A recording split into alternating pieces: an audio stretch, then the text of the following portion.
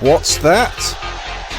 This isn't a regular day for a Rucks Balls and Oval Balls podcast we dropped. And that is right, because you, my friend, are present for the very first bonus special, extra fun Q&A special that we're giving to you out of nowhere, and we're going to be doing a full hour of Q&A.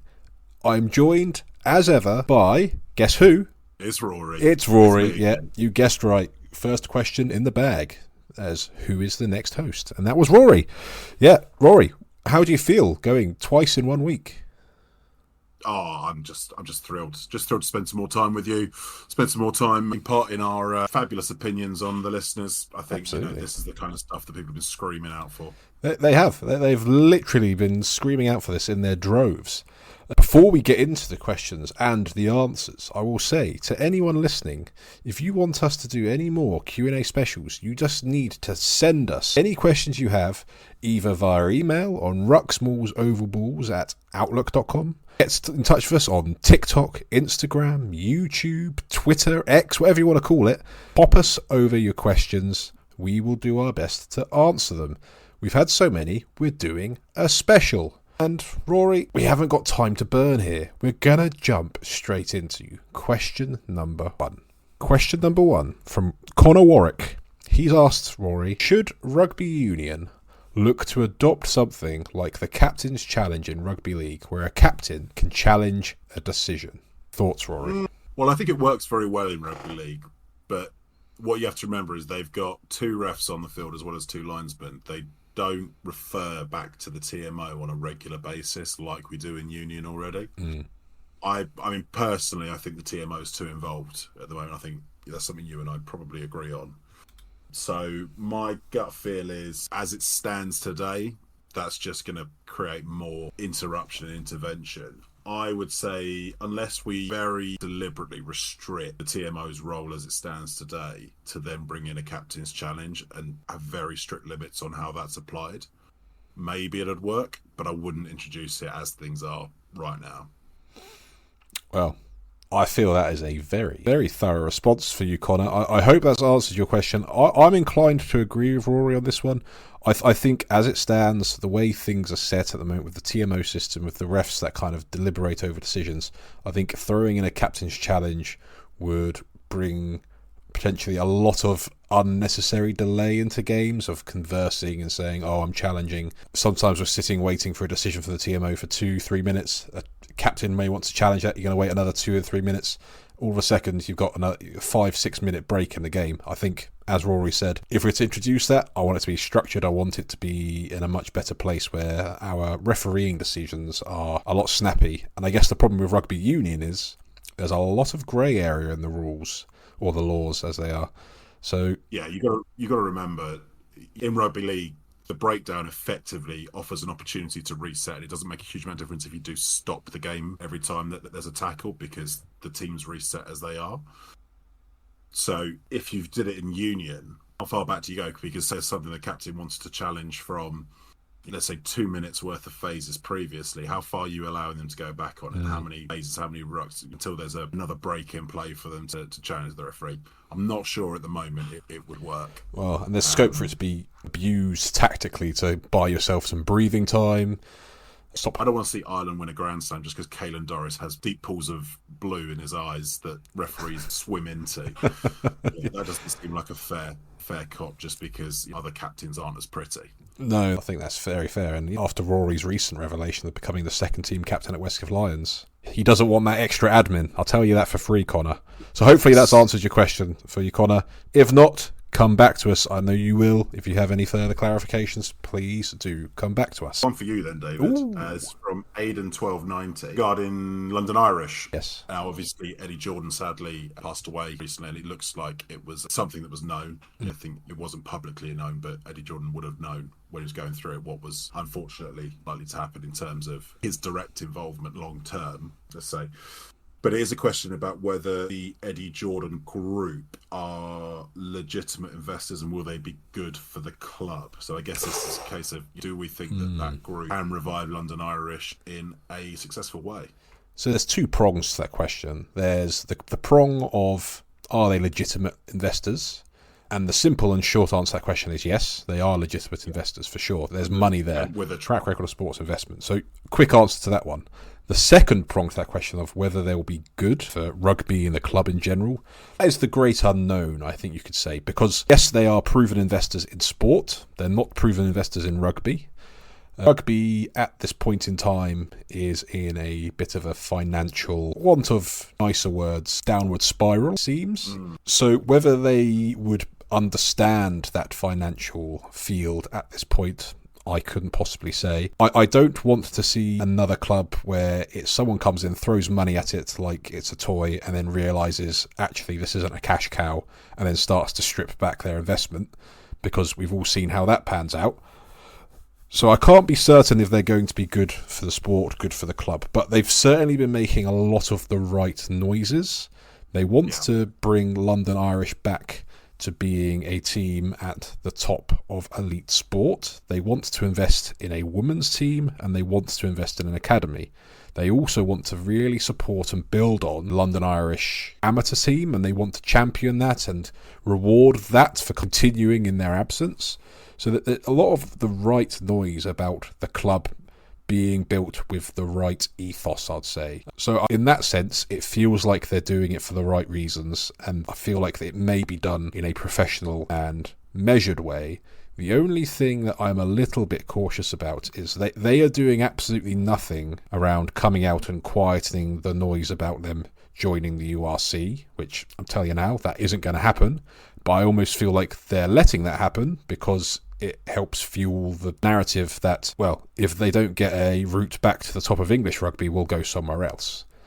I honestly don't see what the RFU is doing with Richmond Council at the moment, though, isn't it? Yes. It's a brinksmanship that actually there isn't really a threat there, but it's creating some noise and some public noise to force a decision from the powers that be.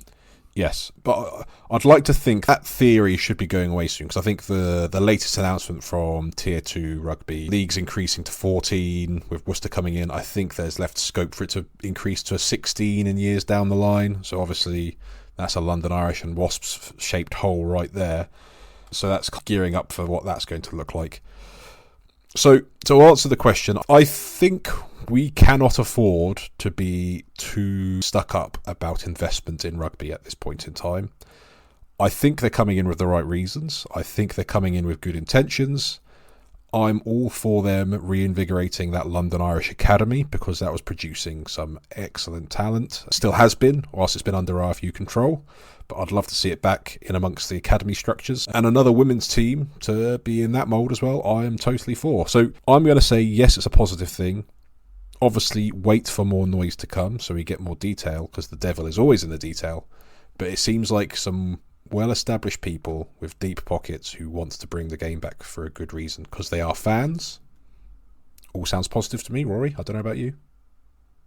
Yeah, I agree. I think the other important aspect to it is Eddie Jordan was an Irishman, and actually having that Irish identity behind the club, I think is really important for the identity of the club itself. It being London Irish shouldn't be dismissed as them being another London team. London Irish is a very specific brand, in the same way that London Welsh was once upon a time, where in the amateur days, a lot of the top Welsh national players and the legendary Welsh Lions, that great 70s team, a lot of them played for London Welsh, and it was a really important part of their identity, and it still is for London Welsh, but obviously they're on their way back up through the system. And I'd say nice of you to give a little touch out to the amateur. I actually played against London Irish Wild Geese, as I think they're known, a few times back in the day when I was playing at a slightly higher level than second team. And it was a really good. They played at what was then, I think, the Irish training grounds, but a really good club with a lot of good players and a good identity themselves. It was very much backed once upon a time by the strong Irish community that was in that northwest corner of London, around sort of Kilburn that way. I think it was previously owned by a consortium of Irish holders, building groups in that way. as I remember it. So I'm very much in favour of it. I think it's a brand that is strong enough that it deserves to be back up in those top tiers. Again, there's obviously going to be the question of too many clubs around London. This is a question that we're going to have when London Welsh get back up there as well. What do we do there?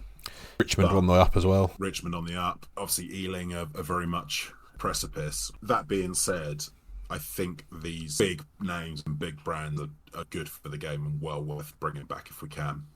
Couldn't agree more, Rory. Hopefully that has answered your question, Aidan. And that one came in to us from Reddit, of all places. And another one that's coming from Reddit, Rory, that I want to ask you is from Brian Ching25. And this one I know is close to your heart. What can be done to fix Samoan/Tongan rugby? Samoa is in a vicious cycle of going bankrupt every year. They've only got one game scheduled a year. What can be done to fix things for Samoa and Tonga? It's a really interesting one and actually a very difficult one to find a really comprehensive answer to. It is close to my heart because one of my favourite teams I ever watched growing up was that great Samoan team of the mid-2000s with multiple Tuolagis and Mapasua. Brian Lima. Brian Lima, yeah. You know, watching them when they beat Australia in Australia, when they beat South Africa, it was a great team. I loved watching them. There's been some really good Tongan teams down the years as well. There's no getting away from the singular problem of these are two really, really small nations, right? We're talking hundreds of thousands of people. Fiji is a slightly different case because it's a slightly bigger nation, not massive. We're talking maybe 1 million, a reasonably sized diaspora across New Zealand, Australia, and the UK primarily. Samoa and Tonga do have a bit of a diaspora across those nations, but they are smaller nations and they're smaller economies. So the long and short of it is, from a financial perspective, it is going to be really, really difficult for them to have a viable setup that means that they can, logistically get a national team moving around the world, attending tournaments, with a coaching team, a physio setup, just a logistics arm of how do you get your stuff from A to B, how do you get hotels. I don't know if you saw some of the stories recently about the Fijian Drua trying to go around New Zealand. Drua, the back of a lorry, wasn't it, or something like that? Literally back of a lorry. And Drua are reasonably well financed and well organised. The Drua have got a good setup, and even they weren't getting any help from within New Zealand with their logistics. It was, literally a team of giant rugby players sat in the back of a lorry on, upturned buckets and things. So scandalous, really. Yeah. And you can multiply that worry several fold when it comes to Samoa and Tonga, because they don't have even the money that Fiji do. And on top of that, there is the question of, with the best will in the world, their politics, I think particularly in Samoa, is tricky. Without going into any detail, but it's not a necessarily easy landscape to negotiate with. So that all being said, flip it on its head. How could they potentially compete? So I think there's a couple of schools of thought here. I think one which people might like to think of as being a bit of a silver bullet, and I'm not certain how well it works, is the sort of combined Pacific Island, which has played a few games, and it's really exciting. Everyone's really excited by that prospect of those players coming together from the different nations. And I think maybe Fiji are less in need of being part of that, but maybe Tonga, Samoa, I don't know, Cook Islands, Vanuatu, Papua New Guinea, maybe. You could probably put together some players from those areas and create a combined team that's more viable. The probable negative with that is you're reducing the national identity, and that will probably kibosh going too far, because Tongans want to be seen as Tongans, Samoans want to be seen as Samoans, etc., and quite right too. So I wouldn't want to foist that upon them if that wasn't coming from them. Yeah, because we shouldn't suggest that their national identity is any less important than it is for any tier one nation, for example. Yeah, absolutely. So that's a potential option, but I think that would have to be something that they want to do. Yeah. The other option, I think, is more on a World Rugby edict potential solution, where I think this is something that we need to bring in anyway. I think you have to have more compulsory test matches against tier 2 nations in general. Yeah. So that includes Tonga, Samoa, I guess Fiji, but also Portugal, Spain, Georgia. Yeah. All these nations deserve more exposure to tier 1 teams. And I would argue for split gates. So at the moment in rugby, the home nation keeps 100% of the gates by and large. Yeah. Which is very, very important for national unions. You know, we know RFU's been very obviously WRU is another one where all the money they make comes from the gates they get at Twickenham or the Principality, Murrayfield. You know, it is the fundraiser for those. So if you were going to try and give those opportunities to those teams, the tier 2 teams, but not cause financial problems for the governing bodies as they stand. My idea, I think has more legs at the moment and actually would potentially offer more value for tier 2 nations in the short to medium term, is more A games, and you take those teams on the road in your own nation. So let's say the England A team plays a full test series across the year against Spain, Portugal, Georgia, in the Six Nations, and then Samoa, Tonga, I don't know, Canada, USA in the autumn, and maybe goes on an A game or an 18 tour of the Pacific Islands in the summer. So logistically and financially, I wouldn't know exactly how this would stand, whether you could make it break even, but assuming you could work it out in a way where it can break even while still splitting ticket gates. So let's say you're taking it to the other Premiership teams or to football stadiums in the north, maybe. Now maybe you're only going to get 10, 20, 30,000 to some of these games, but that's still reasonable money. It's still more than those nations are getting at the moment. There's a benefit to the home nation because they get exposure for their non-established internationals playing against maybe not the top tier international teams, but certainly strong international teams. Those nations get exposure against, probably top level league professionals. So it's a good opportunity for the likes of Spain or Portugal or whoever to expose their teams to that kind of level, plus the financial split. So that would be my idea. So as I say, I think the question on it is logistics. Can you make it break even in a way that makes it worth it for the home nations to do? Yeah. Obviously, 8 teams haven't come back yet for a while, so that might be slightly harder. But I think that's potentially a way to do it. And I think the largest nations like England, the New Zealand Maori, South Africa, Australia, Ireland, France, in particular, should take a lead on that and establish that themselves, and in that way start creating an avenue for those smaller nations to get exposure and fill their own coffers a bit. Yeah, I don't hate it. My only fear with Samoa and Tonga is rugby growing in other nations. Is there a risk of Samoa and Tonga being left behind by the likes of Spain, Portugal, Uruguay, Georgia, Japan, USA, Canada? Because these are all clubs that if they get to that level, they will have financial muscle, they will have logistics, they will have facilities that Samoa and Tonga will not ever be able to recreate. And I fear that we lose them to the sport. It is a fear of mine. And it's like there isn't a domestic competition in Samoa or Tonga that can sustain a consistent player pool. I just have a real fear that in 20, 30 years' time, like there will be a thing of the past, and I don't want that to be the case. No, and it's unfortunately the reality of the population size and economic muscle may at some point force that, and you may see those. What I don't think you'll lose is the cultural importance of rugby in those nations. No, that's true. I think you will have that. The question is, where is the route for those players to then have a career if they're good enough? Yeah. So you've obviously got the likes of Moana Pacifica in the Super Rugby. Yeah. Which is helping with some of that. But you've also seen a lot more of those players go into rugby league, into the NRL. And I think that trend will probably continue because of the financial might of that competition. You've also seen a lot more of the NFL establishing specific camps in those countries as well.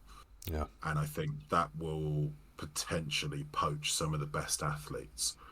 So rugby needs to make a decision as to whether it is going to fight to keep these guys. And I hope they do. I hope rugby union gets its act together to give them an opportunity, because you're right, it would be an absolute loss to the culture if those teams weren't in national sides that were competing. Yeah, I couldn't agree more, Rory. Hopefully, Brian, we've answered your question there slightly. And again, thank you for your question on Reddit. All right, one for you, though, from Lizard K101. Great name. On Reddit, great name.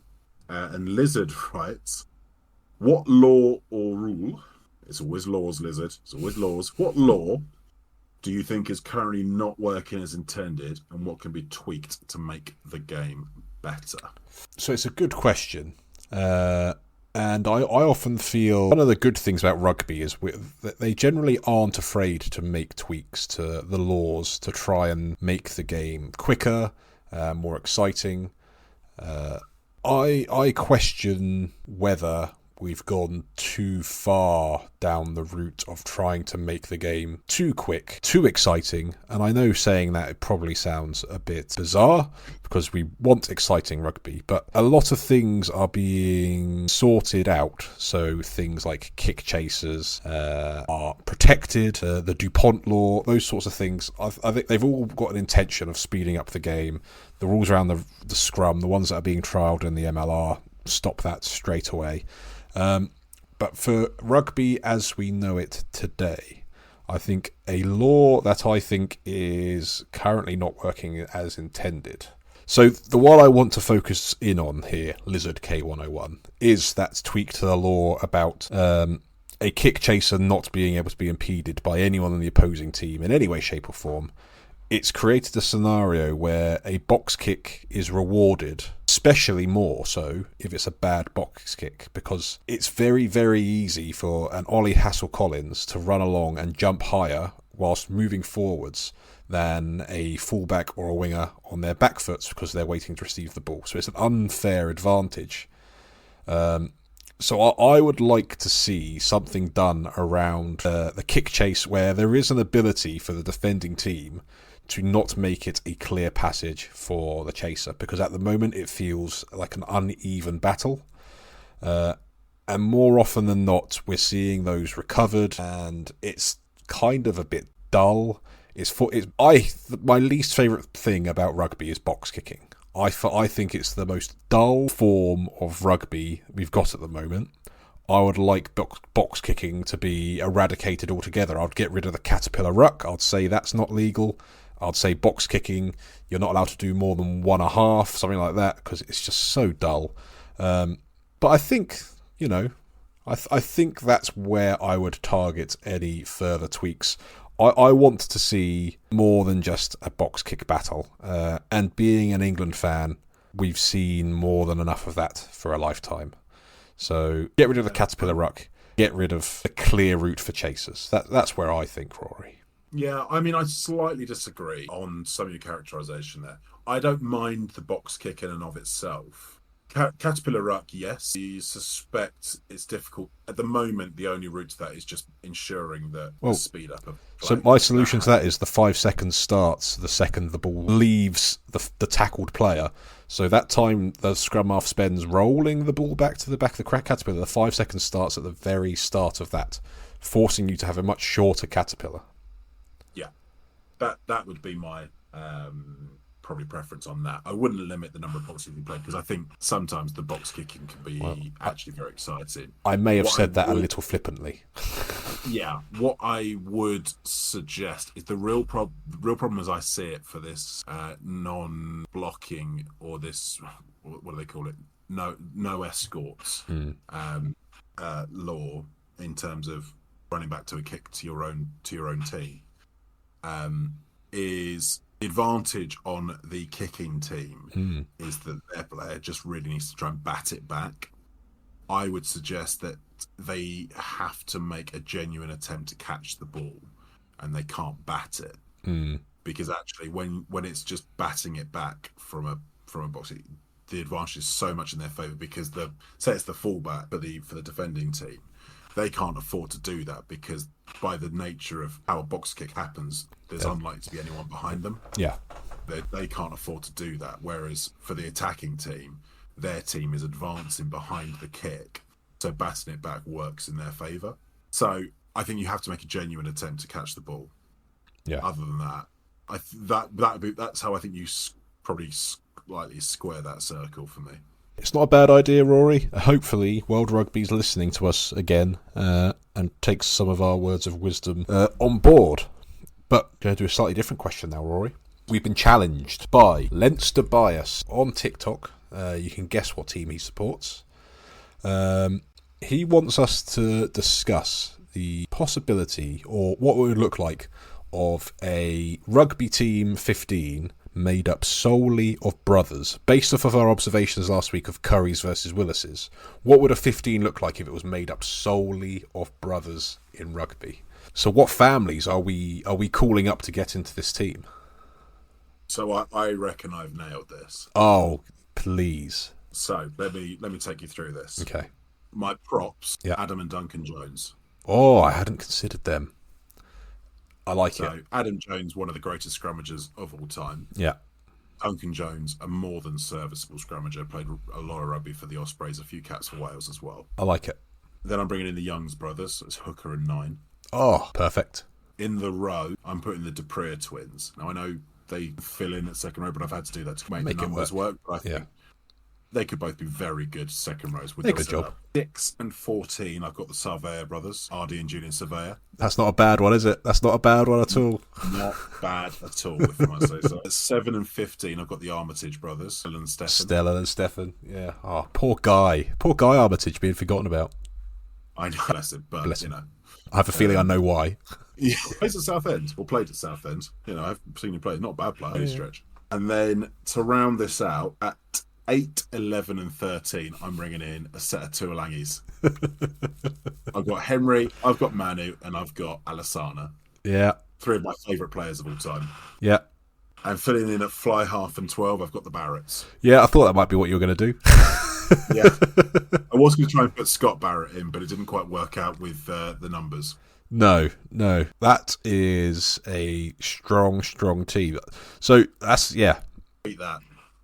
I don't think I can. I think in my head I was building something around the Vunipolas, having Mako and Billy in there. Yeah. Mainly, maybe Manu, but I knew I had the Barretts to kind of fall back on. So I knew I probably wouldn't need Manu at fly half.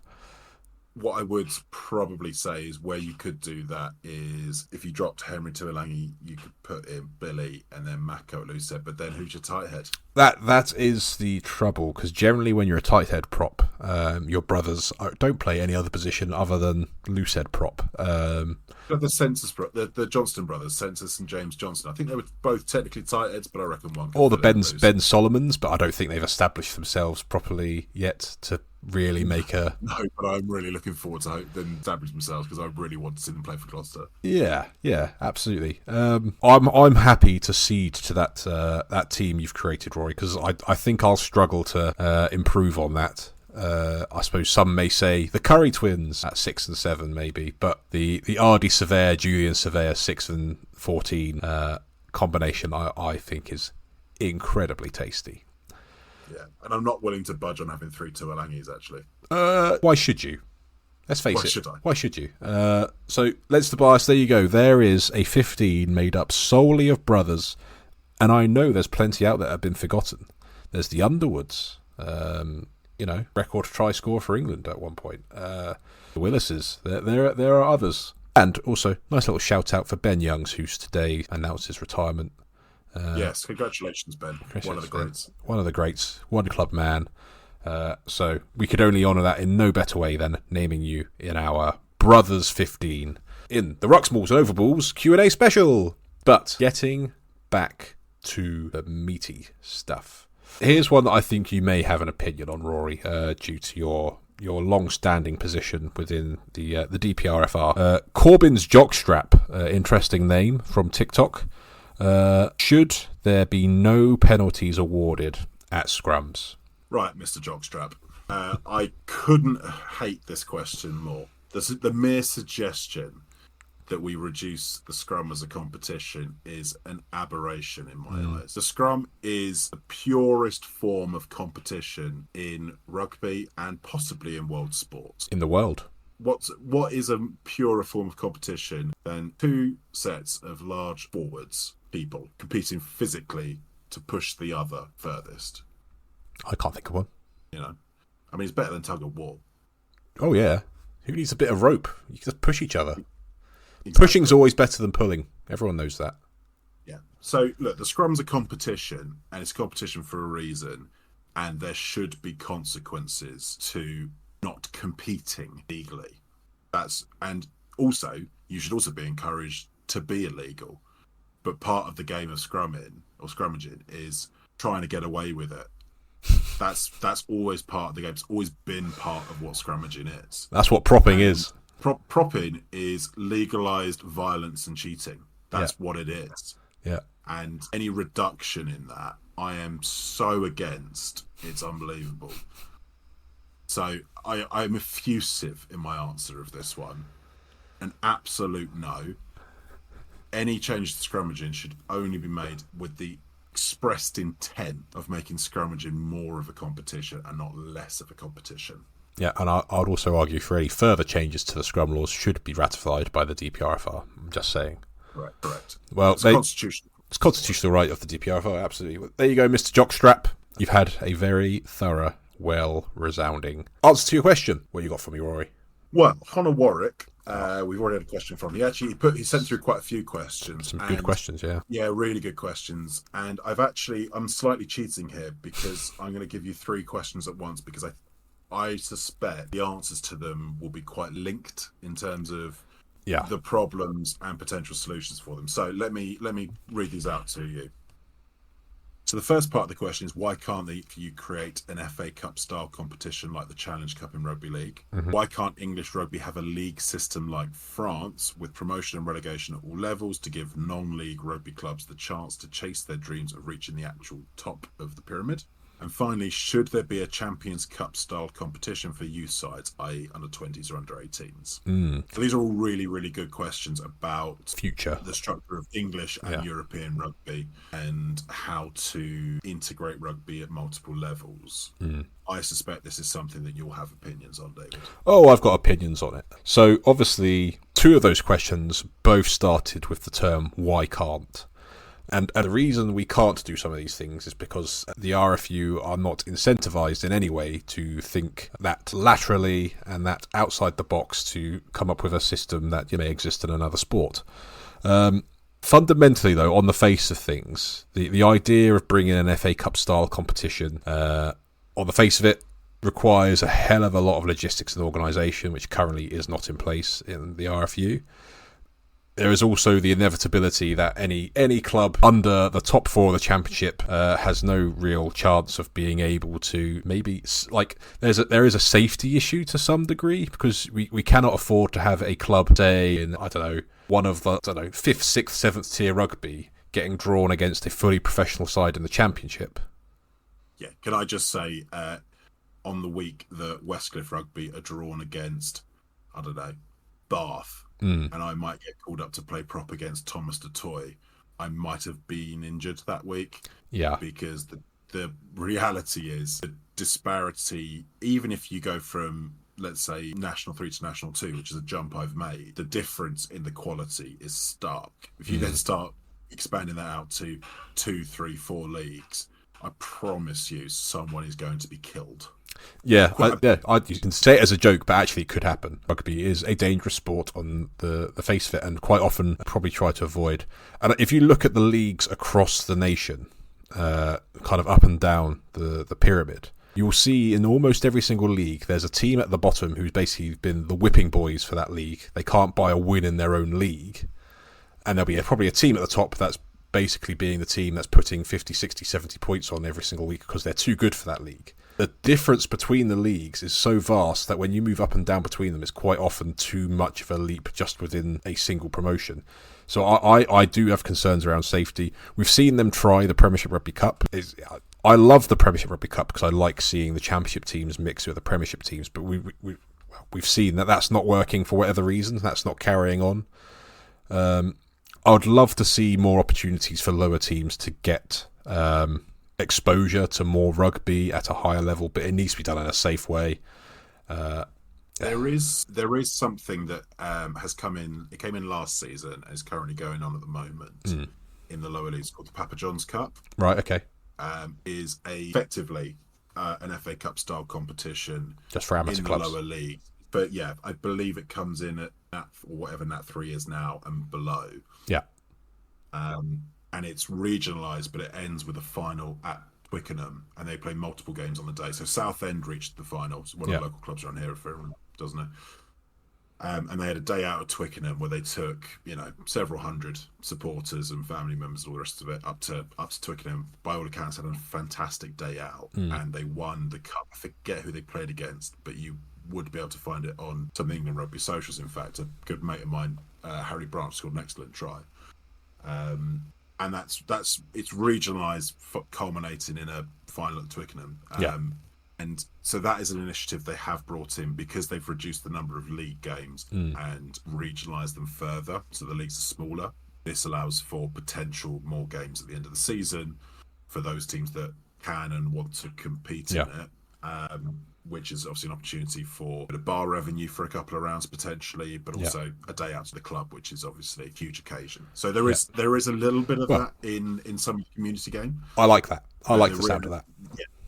Yeah, the reality of it leading to, say, my club potentially playing a game against full-blown professionals, we've got a lot of very good players in my club who I rate very, very highly, but the best one in the world, it's a social club, and we all go out to the pub after a game on a Saturday. Well, and you've all got jobs that you can't afford to be injured for, and it's literally it's literally not really possible. Yeah, and I think that answer probably slightly pertains to the second part of this. It does. So I've said on various platforms that I love the idea of promotion and relegation. I don't want to see that go, but I do think it needs to be based on merit, and it does need to be based on actually being successful.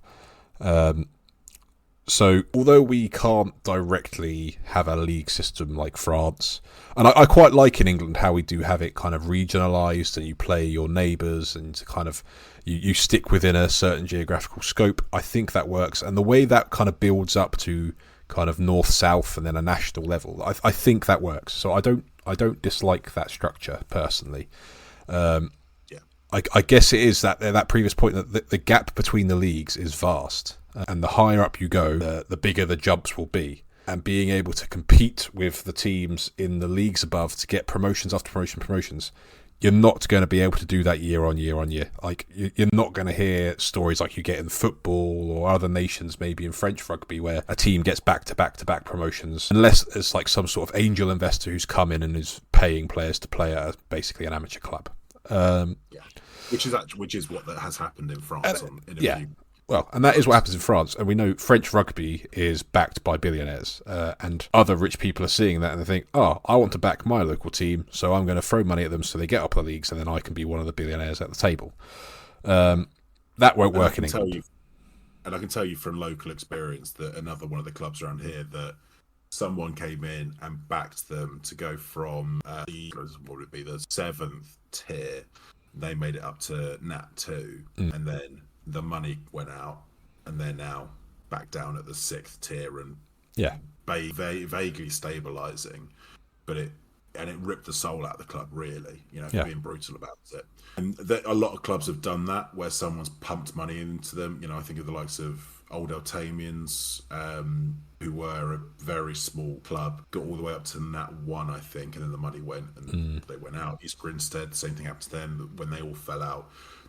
I played against East Grinstead a few times, and they were a really good side on the up. Then they had a falling out with the guy who was pumping the money in, and when he was leaving, he was literally unscrewing doors off the hinges because he'd paid for them and taken them with him. Ruined the club. And that's a story that's repeated across the nation. By the way, Ealing are one of those clubs, right? Ealing were a park side. Yeah. Ealing are not a traditional big club. That's why they only get 1,000 fans through the door in the Championship, because they're not an established club. Exactly. They were a park side. So it's a bit of a word of caution on those who want to, or those who celebrate people coming in and pumping money into a club.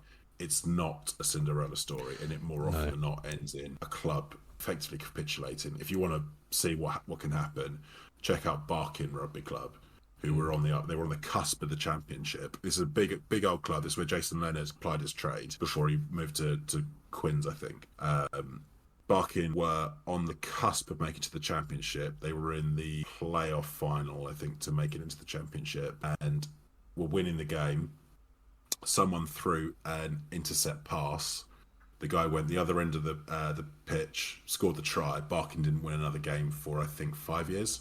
Wow. And have now effectively ceased operating. Well, they're still sort of there, but nothing like what shadow of their former selves. Big East London club with a really proud history, virtually disappeared overnight. So be careful what you wish for on those. Yeah, so I think promotion and relegation through the current system, I think, works as it is, notwithstanding these like sugar daddies that come in and kind of ruin it for some. I think the thing that needs to be sorted is between Premiership and Championship, but we've discussed that numerous times on the main podcast, let alone here. The other interesting question from Connor was around this Champions Cup style competition for youth sides. I think it's a great idea. I'd love to see the academy sides go up against their academy equivalents in France, Ireland, Wales, Scotland. We always hear about how Leinster's the best academy in the world, even though the Irish under-20s and under-18s can never buy a win against England's.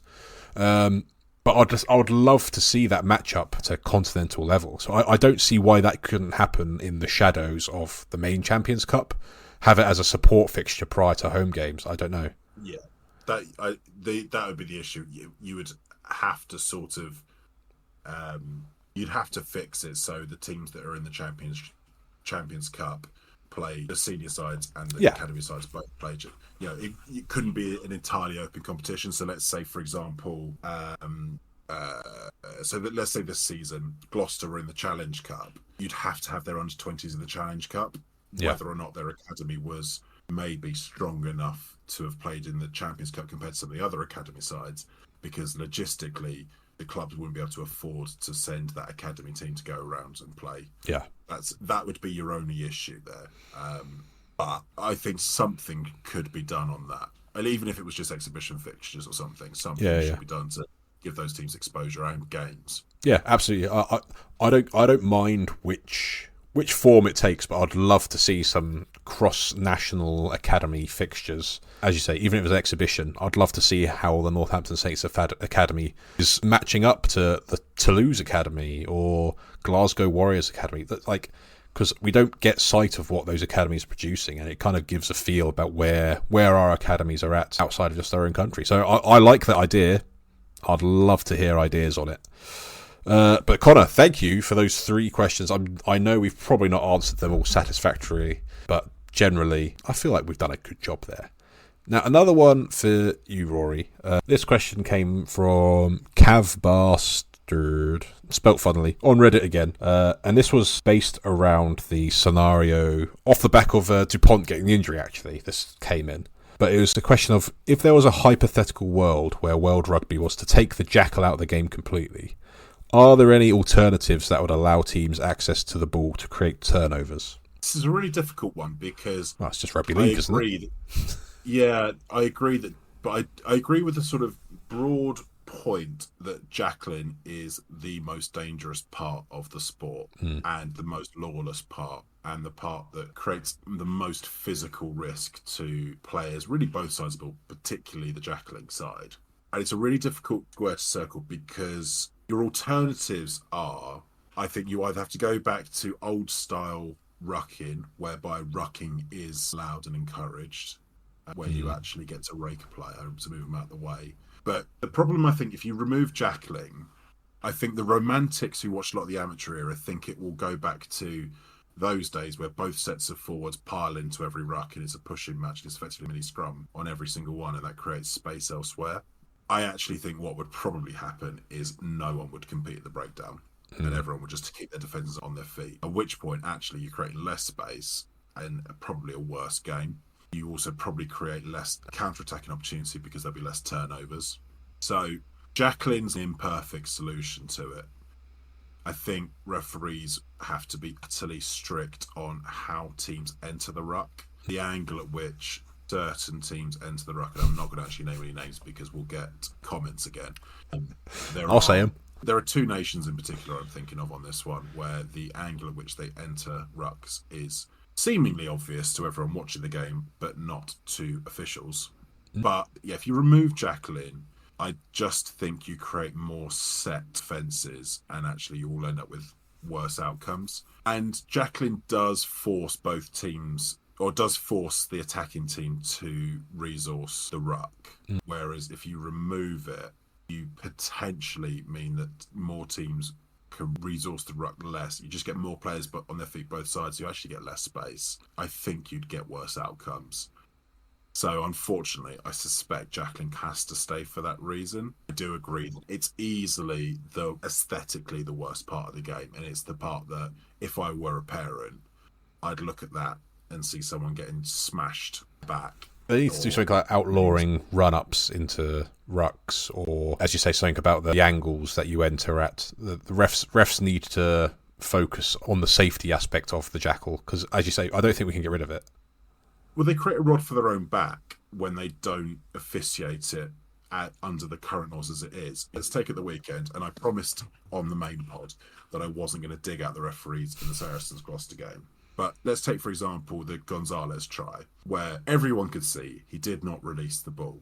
The whole point of making a Jacqueline player have to release the player before they compete with the ball is it creates a split second where the jackal can't happen immediately, which means there's more chance of a proper ruck being formed because the jackler isn't already there clamped on the ball, which means other players don't have to then pile in by nature of that into the Jacqueline player. That was the whole reason that was brought in. If you don't officiate that, you create a situation where the attacking team has to blast into any player it sees there because it doesn't know if the official is going to enforce their release. And therefore, they feel like they have to then pile into that player. So real issue is officials not applying the laws there. The same with angles of entry. That shouldn't be as big a disparity as it is. But so often you see teams get away with blasting into the ribs and lower limbs. And again, I'm not going to pull up any specifics here, but you'll all know the ones I'm talking about if you watch enough international rugby. Where those angles aren't enforced, you create these injuries. And because they don't enforce them, teams don't have to change their habits. And then you end up with injuries. Ultimately, it's on the officials to apply the laws properly and create consequences to teams not competing at the breakdown legally. That's the long and short of it. Rory, any other questions for me?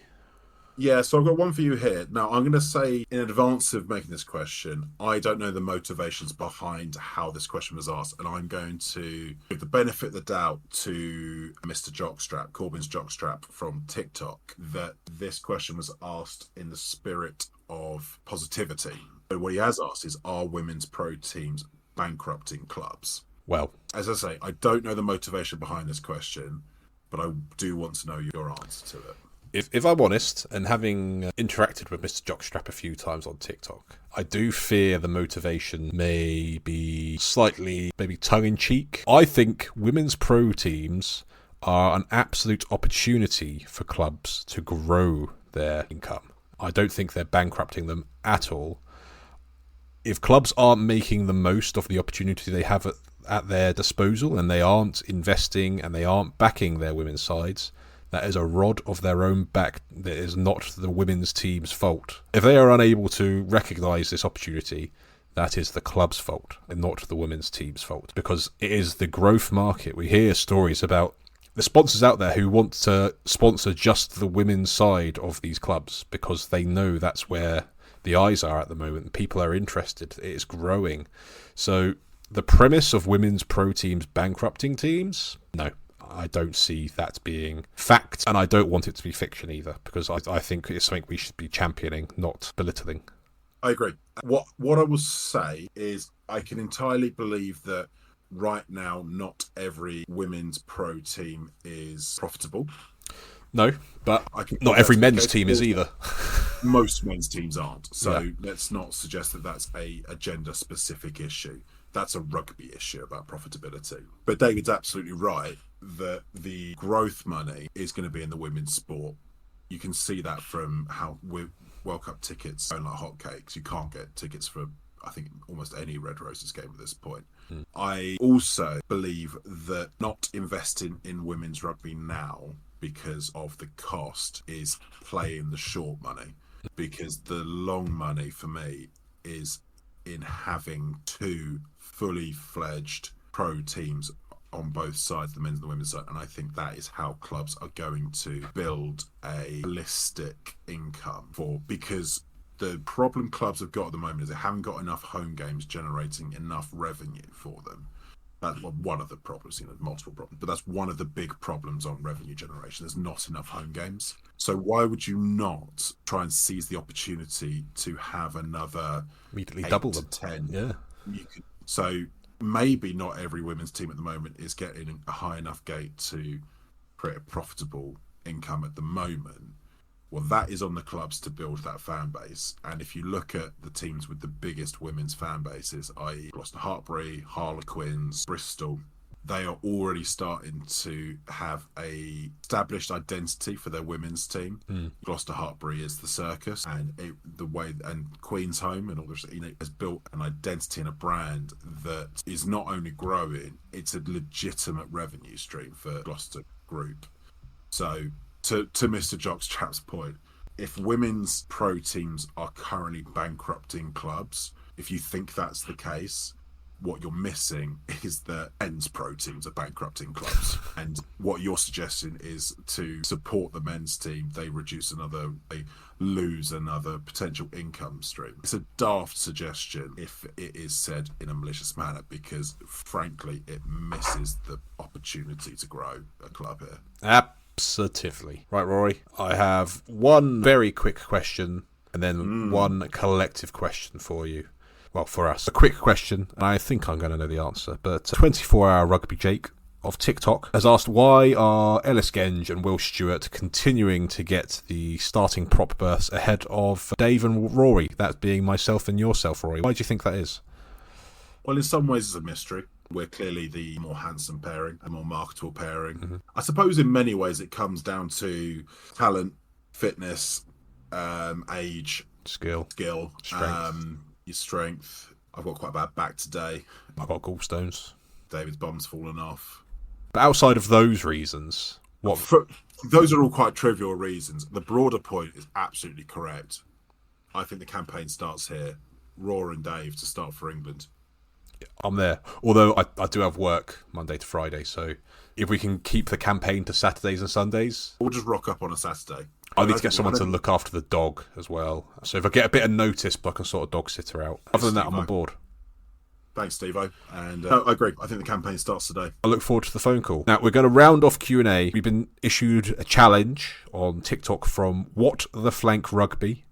And the problem is that he done a very good job of it himself. So I think we're going to struggle to better what he did himself. But the premise was, can we name a 15 of Premiership players where the lines of the team, so the front row, the second row, the back row, are all from just one club, and then building the best 15 without kind of having, with just one club having a line, so we can't have it all being Saracens, all being Bath, etc. Rory, I know I sent you the video. I struggled to vary from What the Flanks version, which he had a Sale front row, a Tigers second row, Saracens back row, the Bath halfbacks, the Bristol Centres, and the Saints back three. Yeah. Would you like to offer any variation to what was put there? I think I found an alternative that I believe to be of at least equal skill, if not better. Oh, okay. Fantastic.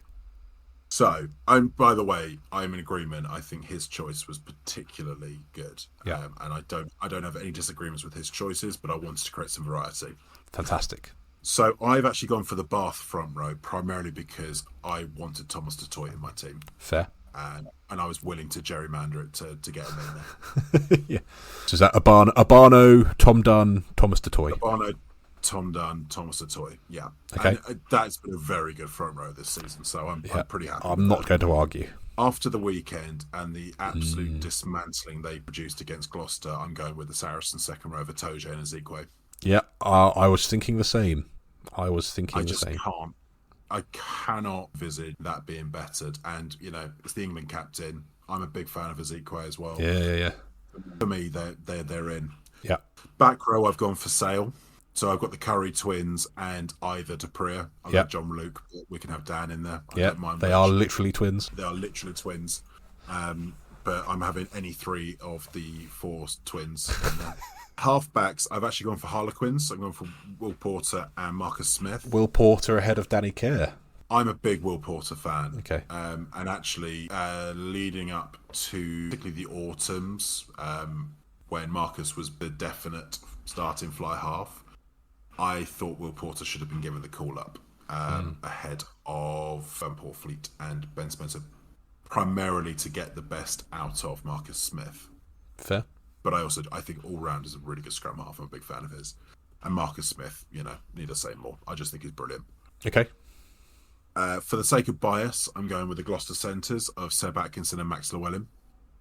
Alternatively, we could have Chris Harris in there, but I think that's probably the best pairing for me, and they've both been phenomenal for Gloucester this season. Okay. And back three? The Saints back three to round it off. Good. But instead of Slight Home, I'm bringing in Hendy. Oh, we do like the ginger flash. Yeah, because I want to, and I don't have to justify it any more than that. No, I suppose you don't. I suppose a slight deviation that I could potentially offer you, Rory, and feel free to rebuttal this completely. How about Northampton Saints 9 and 10 of Alex Mitchell and Finn Smith, with either a Harlequins back three of Caden Murley, Tyrone Green and Rodrigo Isgro, or the Leicester back three of Hassel Collins, Stewart and Radwan? I don't hate it. I would probably go for Saints halfbacks, Quins back three over the Tigers one. I think a lot of my anti-Tigers bias comes through in this podcast because I can't bring myself to pick any of the players. Apologies to any Tigers fans. It's just from years of you beating Gloucester, really. I'm okay with it as a Northampton fan. Yeah. We're not shy of our biases. Yeah, unfortunately, that might be a potential blind spot for our audience. But I know if there's a few of them that listen, and I know there's a lot of very nice Leicester fans that appreciate our openness and our honesty. Is that in theory or in practice? Yeah. Let us know. Send us an email if you're a Tigers fan, and let us know that you're okay with us. Yeah.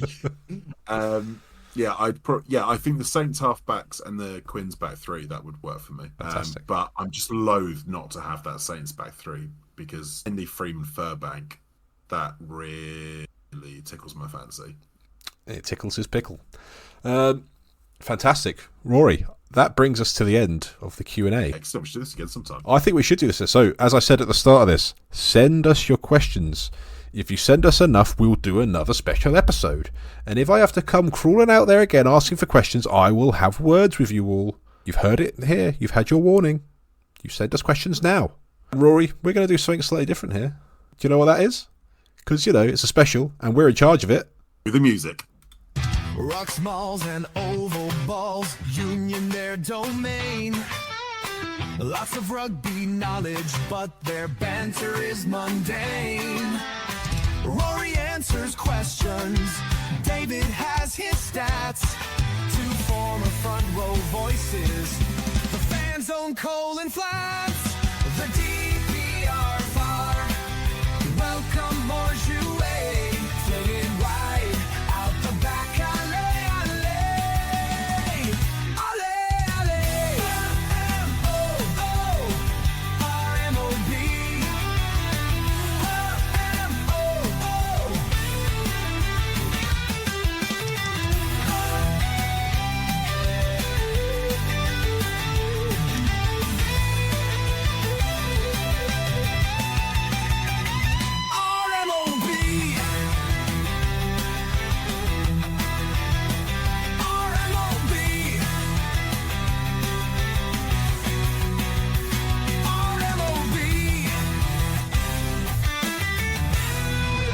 Oh, I hope you've enjoyed the special. Tune in next week because we'll be coming with episode 17. But I hope you had a nice time.